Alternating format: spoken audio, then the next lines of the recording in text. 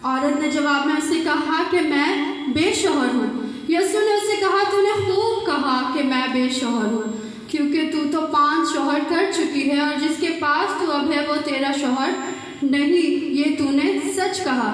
یسوع مسیح نے کڑوے لہجے کے ساتھ اس سے گفتگو نہیں کی۔ اگر یسوع مسیح وہاں پر اس سے کڑوے لہجے کے ساتھ کڑک لہجے میں بات کرتا تو وہ کبھی بھی یسوع مسیح کے وسیلے خدا کے اس کلام کو اپنی زندگی میں قبول نہ کرتے۔ ہم آج کیا کرتے ہیں؟ ہم کہتے ہیں ہاں میں نے دیکھا تجھے تو کتنے پانی میں، ایسا ہی بھائی ہم کسی کے پاس جاتے ہیں، ہم اس کی برائیاں گن گن کے بتانا شروع کر دیتے ہیں۔ یسوع مسیح نے یہاں اس کا ذکر کیا کہ تو نے خوب کہا، تو نے خوب کہا کہ تو بے شوہر ہے جبکہ تو 5 شوہر کر چکی ہے۔ اس نے پھر اپنا دل کھول کے یسوع مسیح کے سامنے رکھا۔ اگر ہم کسی ایسے شخص کے پاس، کسی ایسے بیٹی، کسی ایسے بیٹے کے پاس جائیں اور اس سے کہیں کہ تجھ میں یہ برائی ہے، وہ بھی آگے سے ناراض ہوتا ہے۔ اگر ہم اس کو بالکل نرم لہجے میں اس سے بات کریں جس طرح یسوع مسیح کہتا ہے کہ تو ہم اس روح کو جیت سکتے ہیں۔ آمین، ہاللویا، ہاللویا، ہاللویا۔ اگر ہم مزید اس میں آگے دیکھیں تو یسوع مسیح آگے دیکھیں کیا کہتا ہے۔ عورت نے اس سے کہا اے خداوند، مجھے معلوم ہوتا ہے کہ تو نبی ہے۔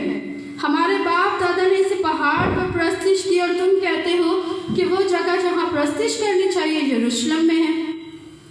یہاں پر بھی ذکر آتا ہے ہماری اپنی قوم، مسیحی قوم کے لوگ جو ہیں وہ مختلف طرح کی مشنوں میں بٹی ہوئی ہیں۔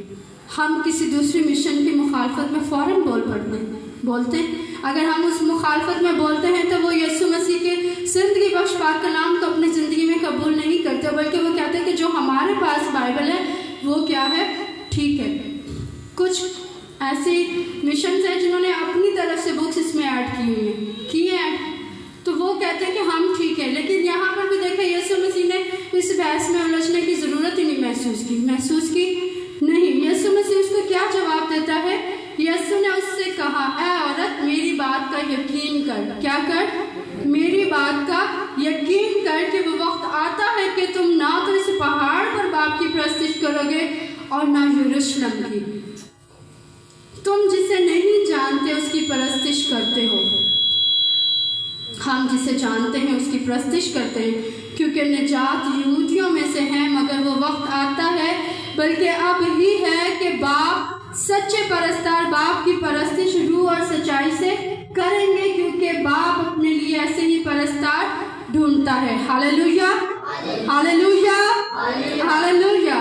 آگے خداوند کہتا ہے کہ خدا روح ہے اور ضرور ہے کہ اس کی پرستش روح اور سچائی سے کی جائے۔ آمین، ہاللویا، ہاللویا۔ یسوع مسیح نے اس بحث میں نہیں پڑھے کہ نہیں یہ سچ ہے یا وہ سچ ہے، بلکہ یسوع مسیح اسی آنے والے وقت کا بتاتے ہیں کہ تم کیا کرتے ہو، کہ وہ وقت آتا ہے کہ نہ پرستش پہاڑ پر کی جائے گی اور نہ ہی یروشلم میں۔ آج یروشلم اور پہاڑ پر پرستش ہوتی ہے؟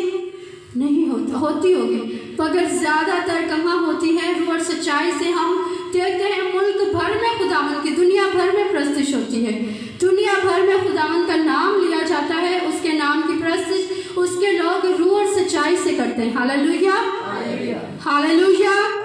ہر قوم اور ہر قبیلے سے لوگ اس کی پرستش کرتے ہیں، کیونکہ باپ ایسے پرستار ڈھونڈتا ہے جو روح اور سچائی سے اس کی پرستش کرے۔ آگے ہم دیکھتے ہیں کہ عورت نے پھر اقرار کر لیا۔ کس چیز کا اس نے اقرار کیا؟ اس نے کہا کہ میں جانتی ہوں کہ مسیح جو کرسٹس کہلاتا ہے آنے والا ہے، جب وہ آئے گا تو وہ ہمیں سب باتیں بتائے گا۔ یسوع نے اس سے کہا میں جو تجھ سے بول رہا ہوں میں وہی ہوں۔ آمین، ہاللویا۔ یسوع مسیح نے کہا کہ تو جس کا انتظار کر رہی ہے، جو تو بول رہی ہے، میں تو وہی ہوں، کیونکہ میں ہی ہوں جو یہ سب باتیں تجھے بتاؤں گا، میں آ کر تجھے بتا چکا ہوں۔ اتنے میں اس کے شاگرد آگے تعجب کر کے کہنے لگے کہ وہ عورت سے باتیں کرتا ہے، کسی نے نہ کہا کہ تو کیا چاہتا ہے۔ آگے دیکھیں عورت نے کیا کام کیا، یہ بہت بڑا اس نے کام کیا۔ اس نے اپنا گھڑا، جو اس کا گھڑا تھا 28 آیت میں، 28ویں آیت میں، اس نے جو اپنا گھڑا تھا وہ وہیں پر چھوڑا، وہ شہر میں چلی گئی۔ کہاں چلی گئی؟